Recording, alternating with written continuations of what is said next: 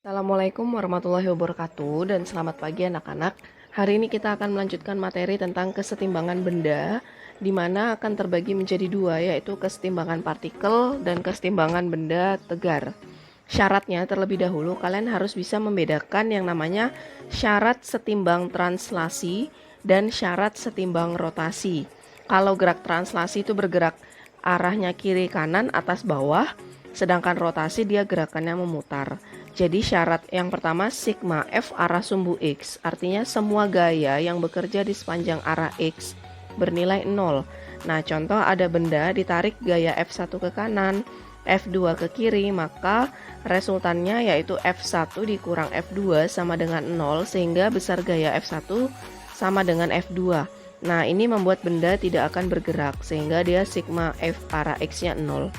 Kemudian arah Y juga sama. Ketika ada gaya ke atas dan ke bawah besarnya sama, maka ketika kita resultankan nilainya, nilai F1 min F2 akan bernilai 0, sehingga F1 sama dengan F2.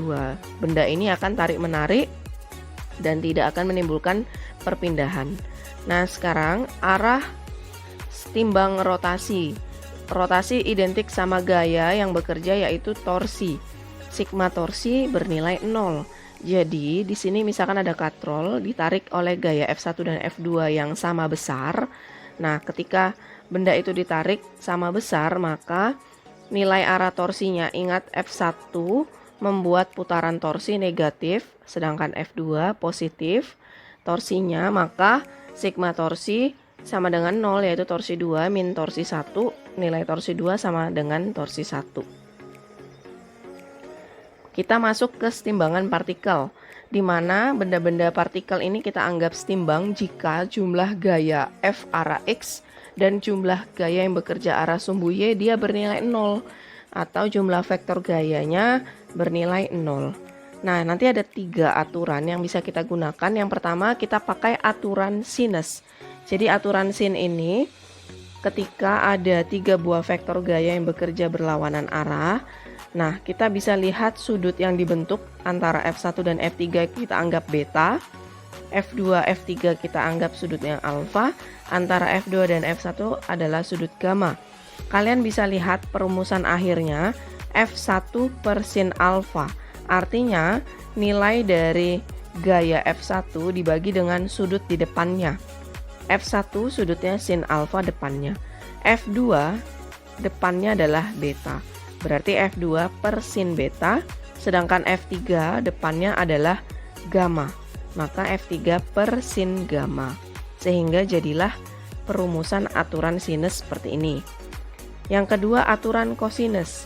Nah, di mana aturan kosinus ini kita lihat sudut depannya dan gaya di antara yang bekerja tersebut. Maka misalkan ini kita mau cari F1 dulu. F1 adalah akar. Nah, dari F2 sebelah kiri, F2 kuadrat, kemudian F3 kuadrat, kemudian ditambah 2 dikali F1, F2, F3, dikali cos alfa, sama cos depannya F1 yang mau kita cari.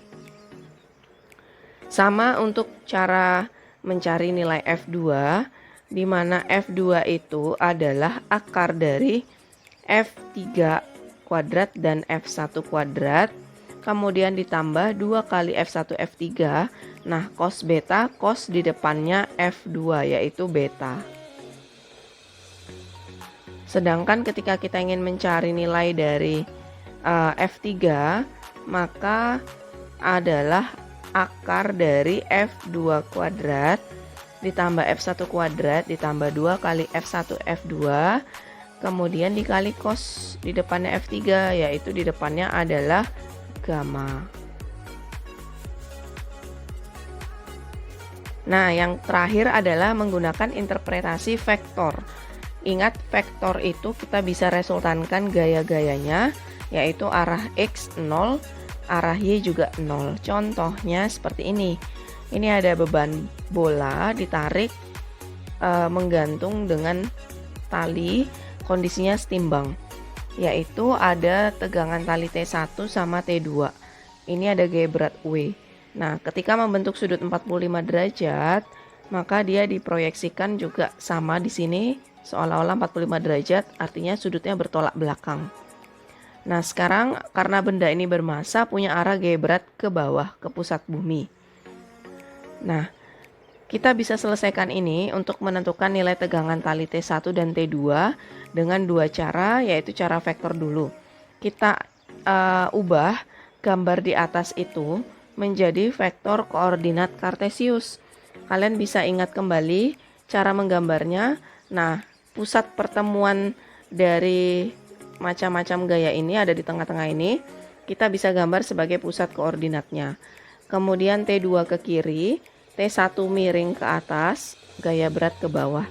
Nah, karena sudut yang dibentuk antara T1 dengan arah sumbu X itu 45 derajat, maka dia punya dua komponen arah X dan arah Y, yaitu T1X yang nilainya T1 cos theta dan T1Y yaitu T1 sin theta. Sedangkan T2 dan gaya berat sudah berhimpit, tidak perlu dicari arah X dan arah Y.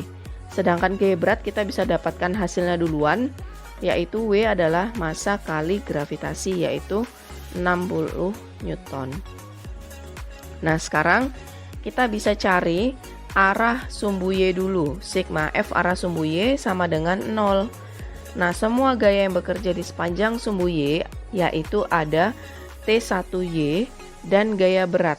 Nah, T1Y itu positif, gaya berat ke bawah negatif.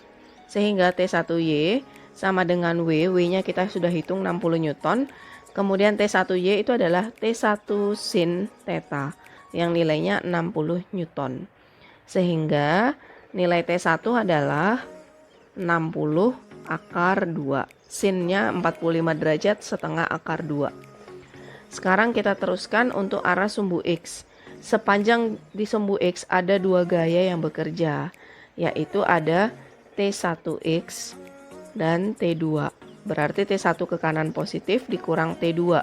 Tetapi T1 nilainya adalah T1 cos theta. Ingat, kalau ada sudut di sini, diketahui sudut, maka dia bisa menggunakan cos.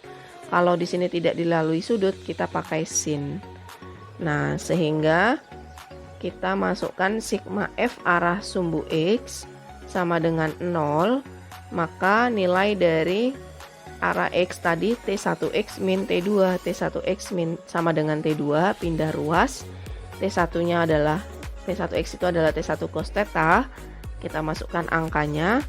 T1 sudah kita dapatkan dari data sebelumnya, yaitu 60 akar 2 kalikan cos 45 derajat. Maka hasilnya adalah 60 Newton. Oke, sudah kita dapatkan T1 dan T2. Sekarang kita mau mencari menggunakan aturan sinus. Nah, kalau menggunakan aturan sinus, kalian bisa gambarkan kembali diagram gayanya, di mana sudut-sudutnya kalian uraikan semua. Antara T1 dan T2, sudutnya kita bisa cari dari 180 derajat dikurangin 45 derajat. Karena ini kan kita anggap 180 derajat. Nah, maka nilainya adalah 135 derajat. Kalau antara T2 sama W itu sudah siku-siku 90 derajat. Begitu juga kalau antara T1 dan W sudutnya harus seluas ini. Tadi 45 derajat hasil dari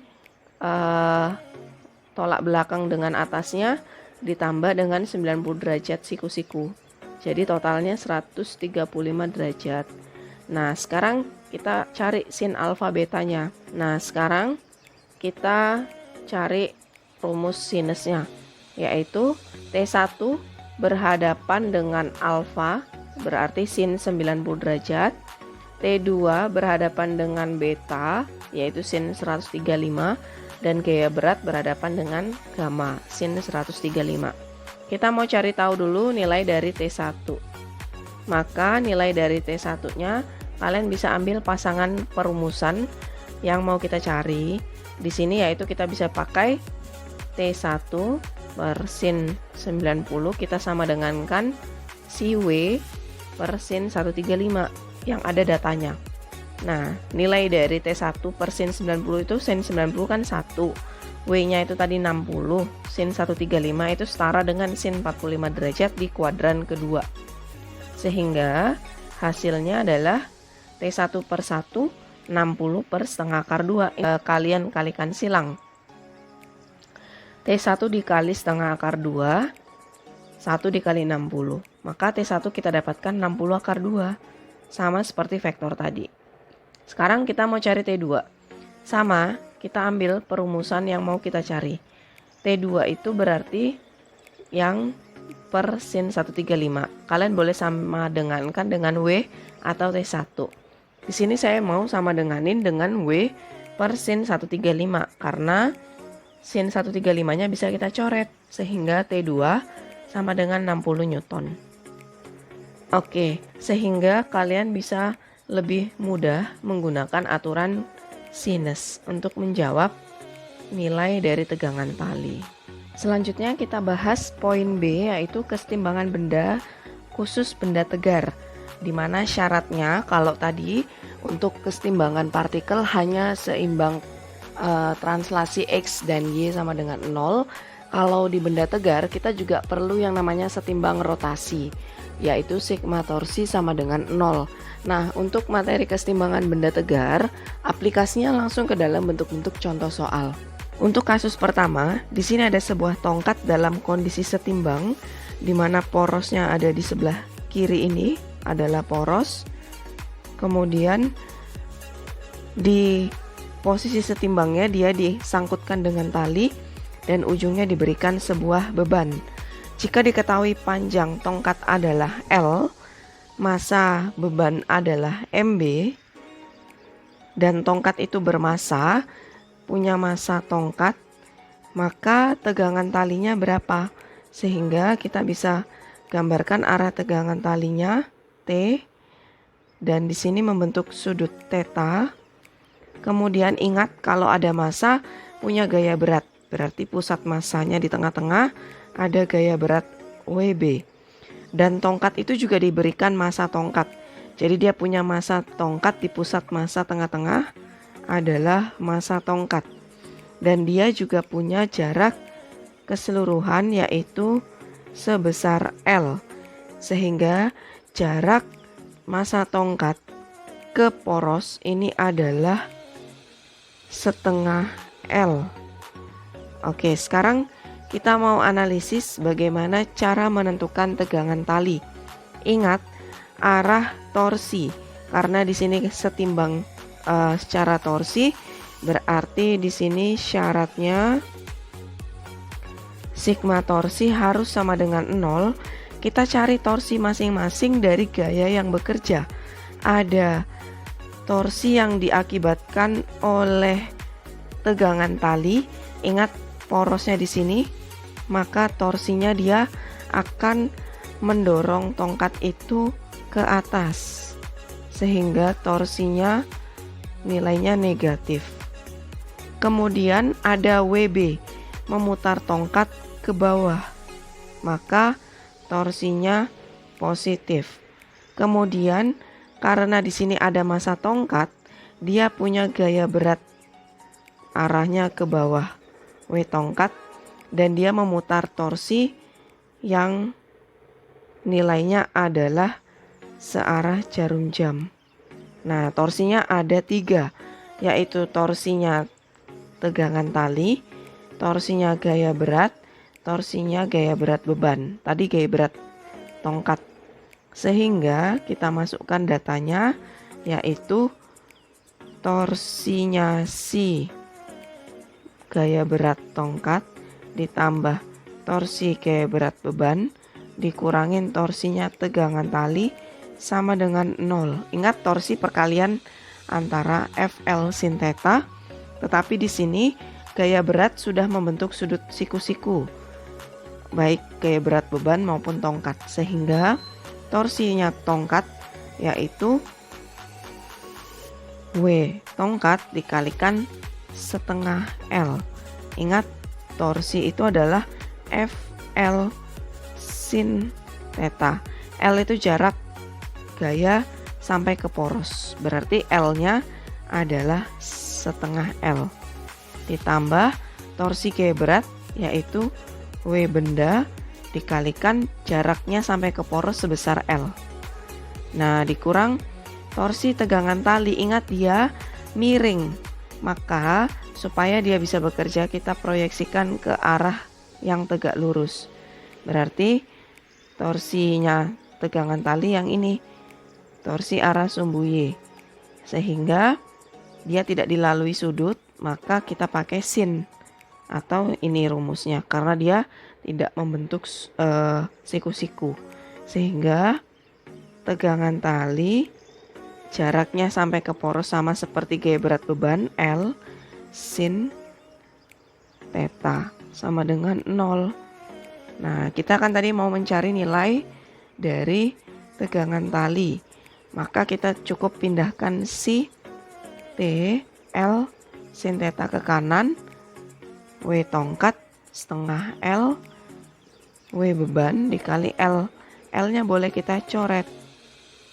Sehingga kita dapatkan W tongkat dikali setengah ditambah W beban T sin theta. Karena kita mau mencari nilai tegangan tali saja, maka W tongkat dikali setengah ditambah W beban dibagi sin theta. Ini adalah persamaan ketika mencari nilai tegangan tali. Kalaupun tidak ada beban yang digantung di ujung, berarti nanti torsinya cukup torsi dari massa tongkat dikurang torsi dari tegangan tali T. Oke, kasus yang kedua, tongkatnya miring tapi dia seimbang. Nah, maka nilai torsinya kita bisa gambarkan dulu gaya-gayanya sebelum menentukan torsi. Ingat di sini ada massa beban MB, maka dia punya gaya berat W benda. Kalau massa tongkat diberikan, maka kita ambil dari pusat tengah. Ini ada gaya berat tongkat. Kemudian ada arah tegangan tali T. Nah, sekarang karena W tongkat sama WB ini tidak tegak lurus terhadap lengan gaya, dia punya proyeksi arah yang tegak lurus harusnya. Nah, maka kita bisa cari nilainya, yaitu kalau di sini ada nilai theta, maka letak tetanya ada di sini juga proyeksinya. Nah, sehingga yang kita gunakan adalah yang ini. Dan nilainya adalah W tongkat cos theta. Yang ini juga W beban cos theta. Karena dia dilalui sudut. Nah, sekarang sedangkan tegangan tali T harus tegak lurus juga. Kalau ini kita tetap pakai T sin theta karena dia tidak dilalui sudut. Sudutnya ada di sebelah sini. Sekarang kita hitung, syaratnya sama. Jawab, sigma torsi harus sama dengan 0. Torsi yang bekerja ada siapa saja, di sini kita cari putarannya. Kalau tongkat, gaya berat tongkat, dia ke bawah memutar tongkat, nilainya adalah searah jarum jam. Begitu juga beban, gaya berat dia menekan ke bawah, torsinya positif. Sedangkan tegangan tali ke atas, torsinya negatif. Maka sigma torsinya kita bisa tulis torsi dari W tongkat ditambah torsi dari W beban dikurangin torsi dari tegangan tali T sama dengan 0. Kita mau cari nilai torsi dari tegangan tali T. Nah, ini pindah ke kiri. Torsi gaya berat tongkat yaitu W tongkat cos theta dikali jaraknya yaitu setengah L ditambah torsi oleh gaya berat yaitu WB cos theta dikali L. Sedangkan T1 adalah T sin theta dikali L. L-nya bisa kita hilangkan sehingga W tongkat cos theta dikali setengah ditambah W beban cos theta dikali L sama dengan T sin theta. Kita mau cari T-nya aja, maka kita pindahkan si sin-nya.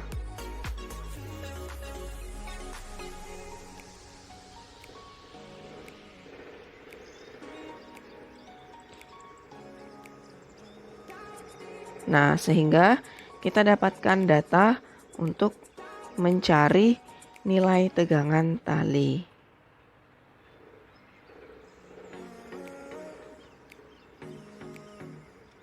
Kasus yang ketiga, ini ada tangga disandarkan di dinding. Kita bisa lihat kesetimbangannya. Nah, massa tangga juga diketahui. Jika massa tangga sebesar MT, nah kita mencari nilai koefisien gesek kinetik. Oke, supaya tangga ini tidak tergelincir, maka lintasannya ini harus kasar, baik dinding maupun lantai. Nah, sekarang kita gambarkan diagram gaya yang bekerja. Dari titik A sampai B, kalau beban tangga ini ada, masanya tangga ada, maka kita ambil pusat massa tengah-tengah. Ini adalah gaya berat tangga. Sekarang tangga ini bersentuhan dengan dinding. Dia punya gaya normal NB. Kemudian punya juga gaya normal terhadap lantai. Gaya normal NL.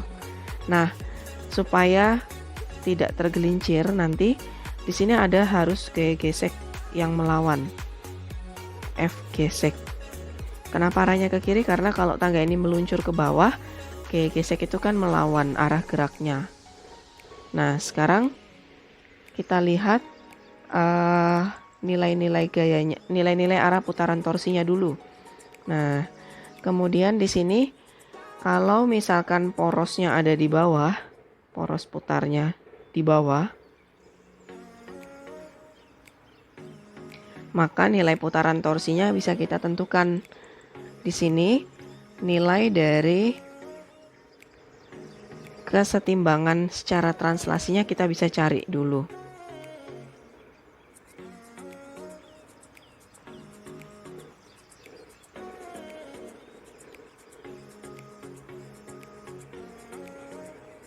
Nah, kita lihat gaya-gaya yang bekerja. Sigma F arah sumbu X siapa saja? Ada gaya normal NL atau NA ya, karena di sini kan kita anggapnya dia terhadap titik A. Itu adalah gaya normal arah sumbu X. Arah sumbu Y. Kita cari tahu dulu arah sumbu Y dulu. Berarti ada NA, ada W tongkat. Sehingga gaya normal A dikurangin W tongkat sama dengan 0. Maka nilai gaya normal A sama dengan gaya berat tongkat. Sekarang kita bisa cari sigma F arah sumbu Y. Juga sama dengan 0. Siapa saja yang bekerja di sepanjang sumbu Y? Ada gaya gesek F gesek. Sama gaya normal B, NB. Berarti yang kanan dikurang yang kiri. Maka NB min F gesek sama dengan 0. Gaya normal B sama dengan gaya gesek. Nah, ingat mencari gaya gesek adalah mu K dikali gaya normal pada benda. Nah, ini pada titik A ya. Nah, sehingga kita sudah dapatkan tadi bahwa nilai dari NA ini kan sama dengan W tongkat. Kita bisa ganti nilai dari NA yaitu mu K dikali W tongkat. Oke, sekarang sudah kita analisis secara translasi. Kita cari setimbang rotasi. Nah, kita anggap porosnya ada di lantai, sehingga nilainya adalah sigma torsi harus sama dengan 0 syaratnya. Kita lihat porosnya di bawah, maka NB ini belum membentuk sudut 90 derajat, maka kita proyeksikan dia punya theta di sini. Ini ada sudut theta. Kemudian kita pakai yang siku-siku. Berarti di sini kita pakai yang tadi, ingat rumus torsi FL sin theta Ini NB sin theta.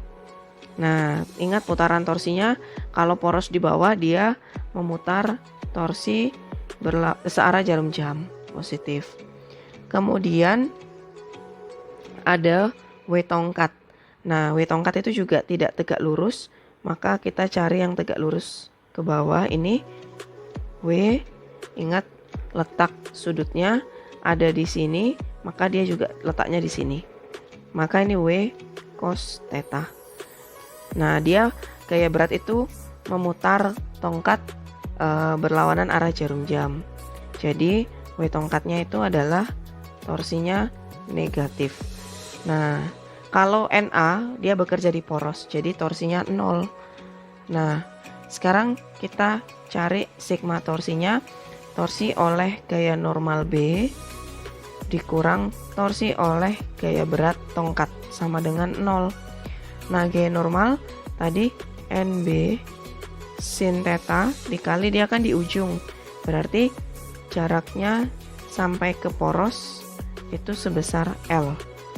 Maka L dikurang, kalau gaya tongkat dari pusat massa gaya beratnya setengahnya. Berarti ini adalah W tongkat dikalikan cos theta setengah L 0. Kita pindahkan ruas yang negatif. NB sin theta L sama dengan W tongkat cos theta dikali setengah L. Nah, L nya bisa kita coret. Kita kan mau mencari nilai dari koefisien kinetiksnya. Nah, ini bisa kita rapikan perumusannya, yaitu nilai dari W tongkat per 2 sama dengan NB sin theta per cos theta. Cosnya kita pindah ke kiri. Sin per cos itu adalah tan. Nah, maka ini NB sama dengan tan theta W tongkat per 2. Sehingga lihat di sini nilai dari NB tadi sudah kita dapatkan di sini adalah mu k dikali dikali W tongkat.